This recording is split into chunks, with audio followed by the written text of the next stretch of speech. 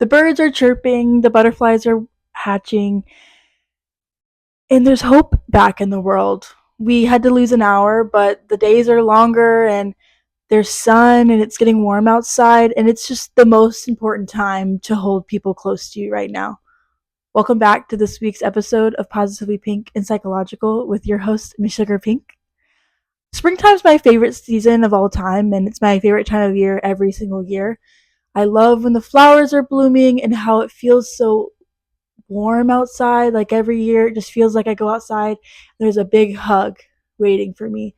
And it just makes me really, really excited about life because I know change is inevitable, especially during the springtime. I think with ceremonies usually being in the spring and leases ended up ending in the spring and cleaning time and just like everyone getting out of a rut of wintertime, springtime is always the time of change. And for me right now, it's so much good change that it's overwhelming and I feel alone and isolated and I don't have any lust for life right now. And it's unfortunate because it is the best time of the year and I have a lot of good change coming for me, but it's only human to feel like this. Like, I don't need to sit here and tell myself that I'm being a bad person because I have good change coming for me and I'm overwhelmed. I don't need to tell myself that I'm being greedy or that I'm ungrateful or that I don't deserve these things that are coming to me because I feel overwhelmed. This is a natural response to stressful things. I'm in the midst of trying to move. I'm applying for houses and been looking for them for weeks, if not months, and I'm moving in with my boyfriend, and that's a lot of stress on it itself because it feels like a big step, even though it's a happy one. And I'm graduating college, and I still have work until the end of May, and I have a TA position for 2 classes, and I have to get letters of recommendation and all these different things. It's just like they're such good, happy things, but they feel like work.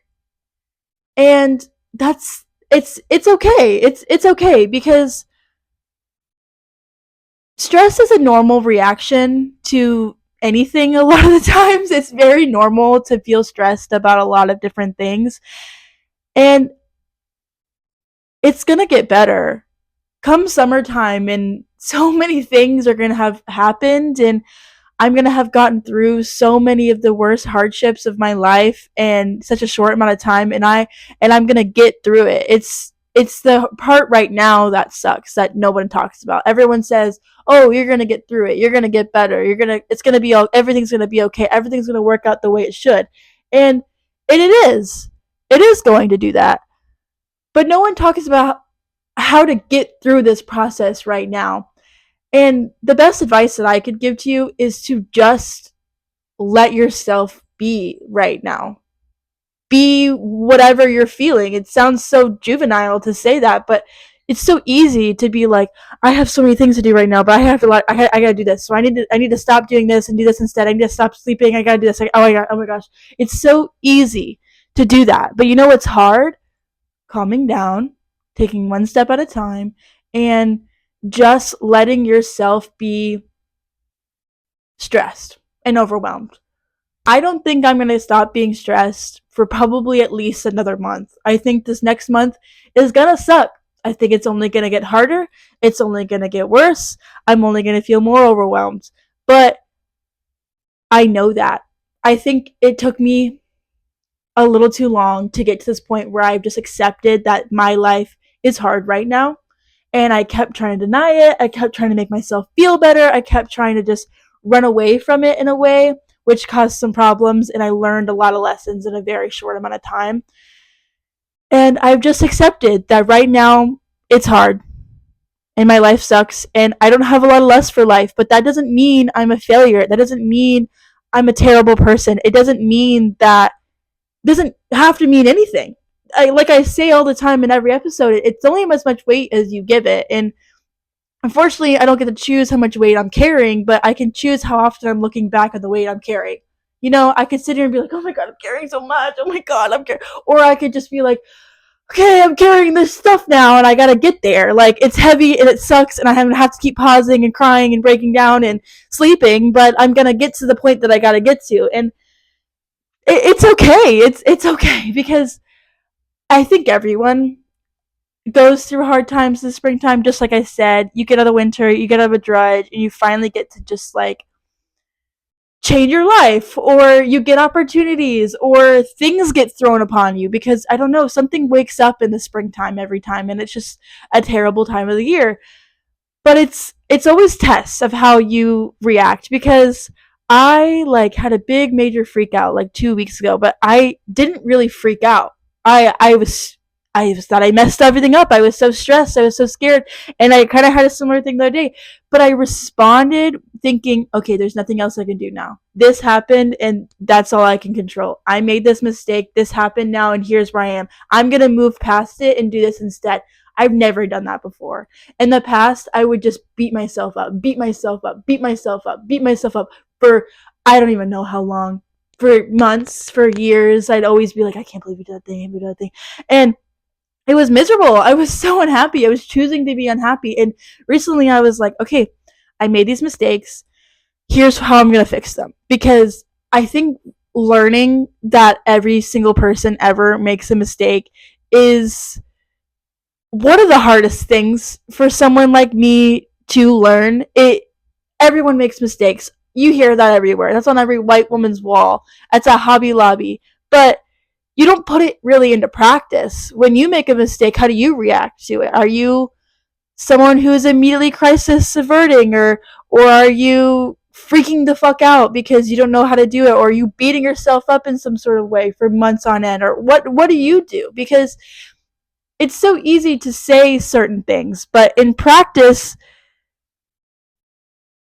it's something you really really need to think about. Because recently I've been thinking, and I came to the realization today that I really don't think I want to go to grad school. I was watching this Zoom meeting to get some extra credit for a class, and they were talking about how you need to pick the right graduate school, because the one that's actually going to work. Think about what you want as your day-to-day life, not what you think sounds good, not forcing yourself to like something. Think about what your day-to-day life is. Try to get to that point. Figure out what they did to get to that point. All this stuff. Like, don't think about it as schooling gets you here. Think about it as, I want to get here. What schooling do I need? And they just said this thing where they're like, just like don't force yourself into, I don't remember how it says, but basically saying like, don't force you into like, don't force yourself to like something. Just find what you like. And I sat there and I was thinking about it, and I was thinking about how I get this opportunity to go to art school, and I was thinking about all the different dreams I've had over the years and how they've all been art related. I say all the time that I want to become an art therapist, that I love working with kids. I want to help kids mentally, and I find myself very drawn to kids who have behavior problems, or are a bit off in some sort of way, like and just dealing with violent kids. I get something out of it. I enjoy it because there's a process to it, and there's learning curves, and you get to see it in action. You change someone's brain. And I do love it. But I'm sitting there and I was thinking about all the things I would have to do to grad school, and not that I couldn't do it, because I can. Instead I sat there thinking, I don't want to do this. And I never have let myself think like that. Something think so frivolously of, I don't want to do that. I've always thought, in this is what I'm gonna do, here's what I'm gonna do, here's how I'm gonna do it, it's gonna sound so amazing, I'm gonna achieve so much, I'm gonna be amazing. I never think about what I actually want to do. And I think I want to be an artist. I think that I love psychology, but my time of it has passed. This is what I believe, as my time at my job has passed, and it's why I'm leaving. I I, I think that I want to go out there, and I want to fail at art, and I want to get back up over and over again. The idea of failing at something psych related sounds like it would destroy everything about me, my self assurance, my self confidence, my happiness. It feels like it would take a major, huge toll on me of how I saw myself, about how I feel like other people see me. But if I were to fail at art, I think that I would just get back up again and try again. And I get it. I get how I sound like this privileged girl. But if you're a gifted kid, there's paths. There's one singular path. There's a much to choose from, but each one of those paths has one way. That's the way you're doing it. That's the way you're sticking. That's what you're doing. And I think about the valedictorian of my junior year. Amazing student, super smart. He was so cool, whatever, blah, blah, blah. So intelligent. Every teacher loved him, thought he was going to be so successful, went to a school and dropped out. I wasn't valedictorian, but I was a top 10% or up there, at least top 10%. And I go to school. Everyone loves me. I'm doing so amazing. And then I dropped out.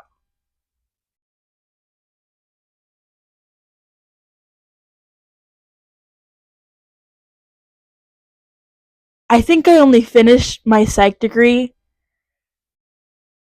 out of sheer will. I don't think it was because I felt like it was something that I was going to benefit me. I don't think that it was because it was something that I wanted to do or saw myself doing in the future.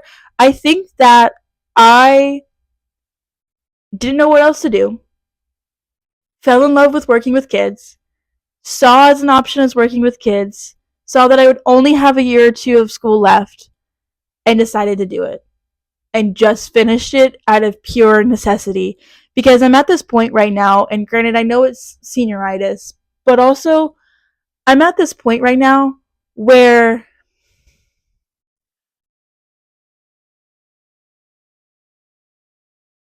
I did all these opportunities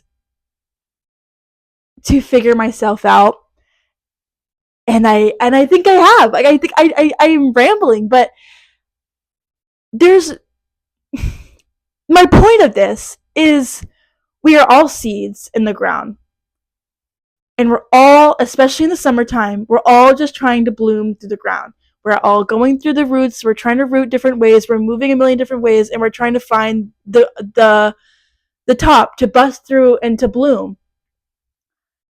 And I think that me and a lot of other people like the idea of how things sound, or think that they should like these things because everything makes sense. But when you're doing a multiple choice answer exam, there are always two questions that could be it. It's whichever one is the best one. So just because it sounds like it would be perfect for me to go to grad school in a year and go do it, and because I'm so amazing and my professor who became my mentor just thinks I would do so amazing, and I think she thinks that I would be perfect at it and everything would line up for me and it just sounds amazing, doesn't mean that it is, and doesn't mean that it has to be that way, because it's my life. I don't have to do things because I feel like I should, or because everything looks like it's pointing this way, or everyone says that I would be so amazing at it. It's time to actually think about your life and think about why you are the way you are, and who you are the way you are, and how you've thought the way you do the whole entire time, and what has changed. Because I looked back on the dreams I've had when I was little and to now, and they've been a muralist and a live wedding painter. That doesn't have to do anything with kids. That doesn't have anything to do with therapy. I think about how if I want to go to grad school, I'm going to have to get some sort of like clinical work or relevant experience. I don't want to do a hotline. You know? I don't want to be a behavior analyst or a technician. I want to struggle. I want to go live the artist life that everyone says, where they struggle so hard and they're drawing all the time and they're painting all the time and they're going to markets and they're failing over and over and over and over again. And it seems funny because I'm sitting here saying I'm so overwhelmed by my life right now because it's so heavy and good things are happening to me. So why would you want to go purposely struggle in something? But I would be getting to do something I love all the time. And yeah, it would be really hard to struggle in it and to fail a lot. But right now, I have the opportunity to go to art school with my rent paid. I think I owe it to myself to fail because I feel like thus far I have not let myself because I've been so scared. I run away from things and I just finish things when I feel like I need to. I don't do things out of vulnerability. The last time I was vulnerable was when I met my boyfriend. I haven't made new friends. I haven't. Well, I have. Actually, I have. But those new friends, I haven't been very good with. I haven't been very communicated with. I have shut myself out. And I think about taking this huge leap of faith and how excited I am to buy an easel and to carry around that huge, big fucking piece of paper everywhere, the big notebook everywhere again, and to draw for 4 hours every single day and then have to go home and do homework for more hours. And that being my life, I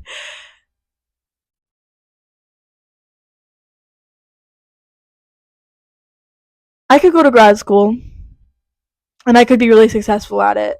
I could be amazing. I could work under a lot of people and professionals. I could become a professional myself.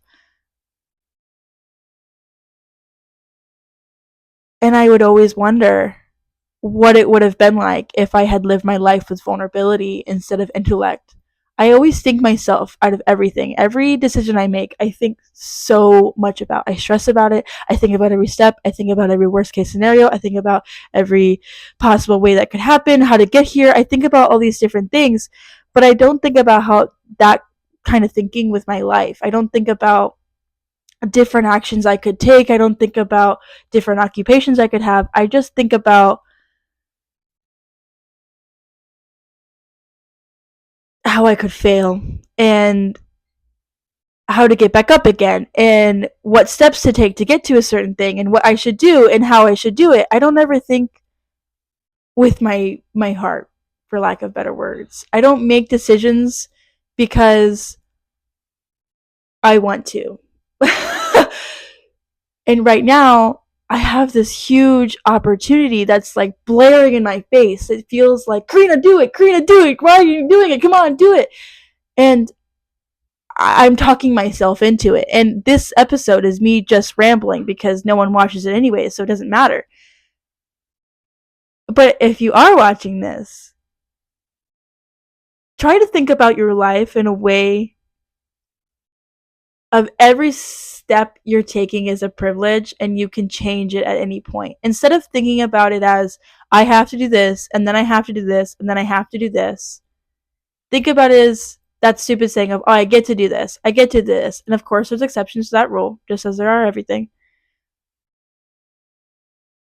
But instead of thinking about, I need to do everything to get to this end goal, think about the end goal and work backwards. Or think about how, or even do one thing and then go, what do I want to do next? Not what I should do next, not what I need to do next. What do I want to do next?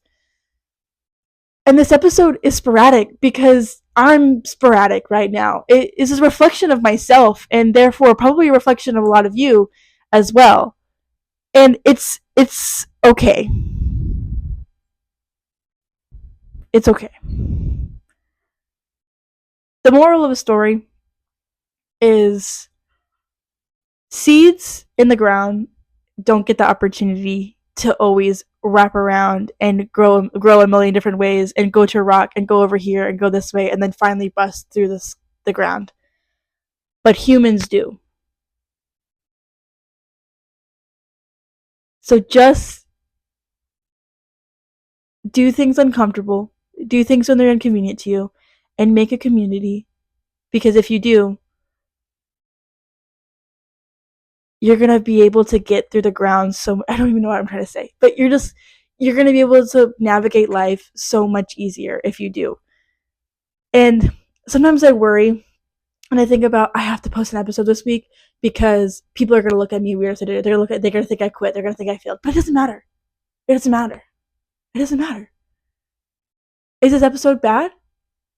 Yes, but it doesn't matter. I'm gonna go to art school.